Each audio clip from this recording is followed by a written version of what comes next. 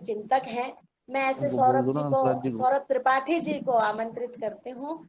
नवीन भैया ये म्यूट कर दीजिए फोन।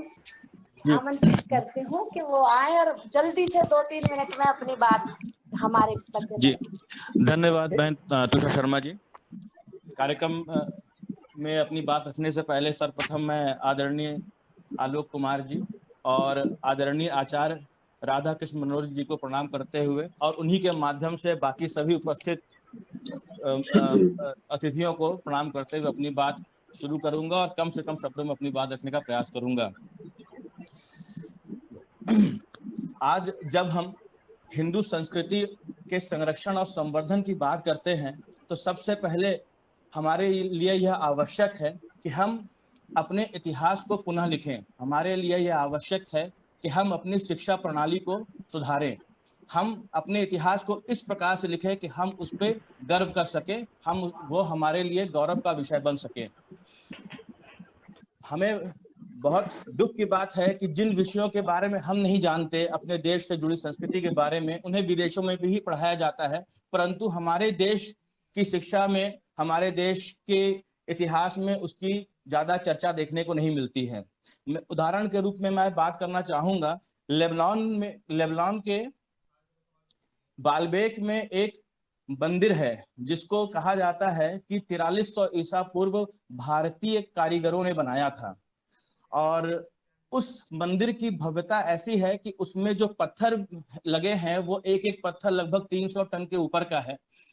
और ये ग्रेनाइट के पत्थर क्योंकि लेबनान में नहीं मिलते, इन्हें इजिप्ट से लाया गया, बड़े जहाजों के थ्रू लाया गया। इसमें बड़े बड़े हाथियों का प्रयोग हुआ, हजारों मजदूरों का प्रयोग हुआ, न क्रेन थी, उसके बावजूद इन 300 टनों के पत्थर को लगाना, एक भव्य इमारत खड़ी करना। और उसमें भारतीयता का प्रतीक यह है कि जब आप उस स्मारक की छत पे देखते हैं तो आपको कमल का फूल दिखता है। कमल का फूल भारतीय आध्यात्मिकता का एक बहुत बड़ा उदाहरण है। लेकिन हमें इसके विषय में जानकारी नहीं है, जबकि लेबनान के स्कूलों में इस विषय पर पढ़ाया जाता है। इसके बाद अगर हम बात करें तो 1200 ईस्वी में ईस्ट कंबोडिया में तमिल राजाओं ने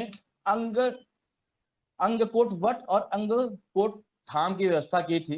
अंगकोट धाम इस समय भी विश्व का क्षेत्रफल के हिसाब से सबसे बड़ा धार्मिक स्थल है, पर इसके बारे में मुझे नहीं लगता किसी तमिल स्कूल में भी कक्षा 1 से लेकर कक्षा 12वीं के बीच में पढ़ाया जाता है। हमें पढ़ाया गया 1200 ईस्वी में कैसे अरबों के तैमूर ने आक्रमण किया और लाखों हिंदुओं को मार दिया। पुर्तगाली न्यायाधिकरण के समय 1 लाख ब्राह्मणों को गोवा में मार दिया गया। हमारे ऊपर कैसे मुगलों का आक्रमण हुआ, कैसे कैसे विदेशी आक्रामकताएं आई और हमारा दमन किया। ऐसे इतिहास पर किसको गर्व होगा? ऐसे इतिहास का संरक्षण कौन करना चाहेगा?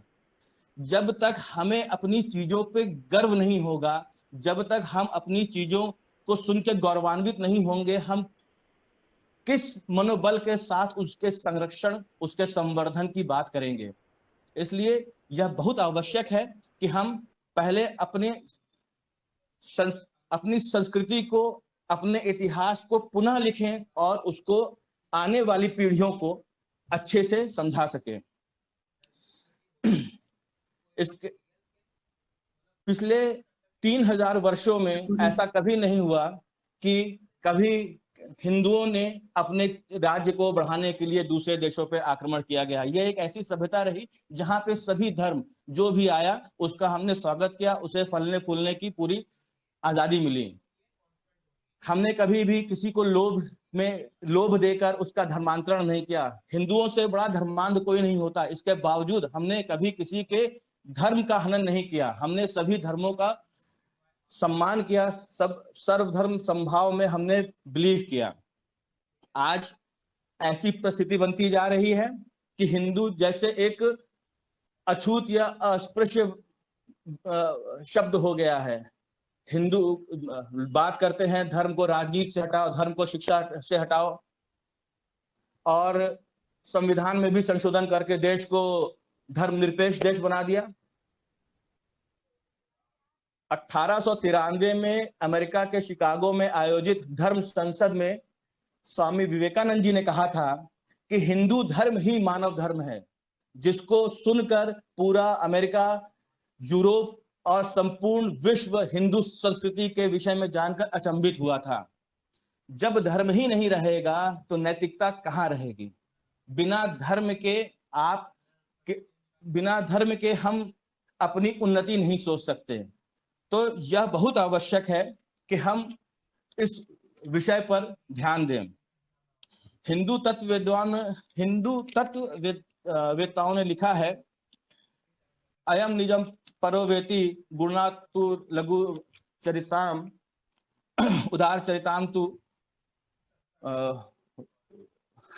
वसुधैव कुटुंबकम, यानी हमने पूरे विश्व को अपना घर माना है। और ब्रिटिश के एक इतिहासकार हैं, उन्होंने लिखा था, उनका नाम है अर्नोल्ड टायनी। उन्होंने लिखा है कि अगर आपको शांति के साथ रहना है, अगर वैश्विक शांति की बात करते हैं, तो यह बहुत जरूरी है कि हम भारत से बहुत कुछ सीखें। आज भी विदेशों में हम कैसे एक ज्वाइंट फैमिली के साथ पूरा परिवार मिलकर रहता है, इस पर स्टडी की जा रही है। और अभी भी हमारी संस्कृति, हम भले ही विदेशों की तरफ भाग रहे हैं, लेकिन हमारी संस्कृति के लिए, हमारी संस्कृति को के प्रति विदेशों में बहुत आकर्षण है। अध्यात्म की तरफ जिस तरह से विदेशी हमारे देश की तरफ जुड़ रहे हैं, वो ये बताता है कि हम आध्यात्मिक क्षेत्र में कितने समृद्ध हैं। और आचार्य जी ने एक बहुत अच्छी बात कही थी, निर्बल के वचनों को कौन सुने। तो यह बहुत जरूरी है कि जब तक हम अपनी समृद्धि को, अपनी संस्कृति को, अपनी इतिहास को गौरवान्वित तरीके से नहीं लिखेंगे, तब तक हमारी संस्कृति के संरक्षण और संवर्धन केवल बात और विषय बन के रह जाएगा। एक छोटी सी बात और कहूंगा, आज अगर बच्चे से बोलो रामायण ले आओ और बच्चा डिक्शनरी उठा के ले आता है, तो माँ बाप कहते हैं हाउ क्यूट। इसमें क्यूट वाली कौन सी बात है? ये आपका दोष है कि अगर आपके बच्चे को डिक्शनरी और रामायण में अंतर नहीं समझ में आता। ये हमारा दायित्व है कि हम अपने बच्चों को, अपने आने वाली पीढ़ी को समझाएं कि हमारी संस्कृति कितनी महान है। हम इतने विदेशी पाश्चात्य सभ्यता से इतने ज्यादा आकर्षित हो गए हैं कि हम भागे फिर रहे हैं। हमारे देश में 120 से ज्यादा तरीके से कपड़े बनाए जाते हैं, लेकिन हम लोग अमेरिका में जीन्स जो बहुत प्रचलित है और वहां पे एग्जीक्यूटिव भी नहीं पहनते, कारीगर लोगों के स्तर पे पहनते हैं, उसको हमने फैशन बना दिया है। और सबसे बड़ी विडंबना वो है कि वो थोड़ी सी फाड़ लेते हैं, हम उसको ज्यादा फाड़ लेते हैं। और जब इस पे कोई वक्तव्य आता है तो हम अपने ही लोगों का उपहास उड़ाते हैं कि यार उनको क्या फर्क पड़ता है। तो ये बहुत जरूरी है कि हम अपने धर्म की रक्षा करें, क्योंकि धर्म, एक वाक्य है, धर्म रक्षति रक्षता। अगर धर्म की रक्षा करेंगे तभी सबकी रक्षा हो पाएगी। इतनी बात कह के मैं अपनी बात समाप्त करना चाहूंगा। एक बात और कहूंगा, मुझे आज जहां तक अगर मैं सही हूं तो आज शायद बहन तुषार शर्मा जी का जन्मदिन है। मैं उनको जन्मदिन की बहुत बहुत बधाई देता हूं। ईश्वर आपको स्वस्थ और दीर्घायु रखे। धन्यवाद। बहुत बहुत धन्यवाद सौरभ।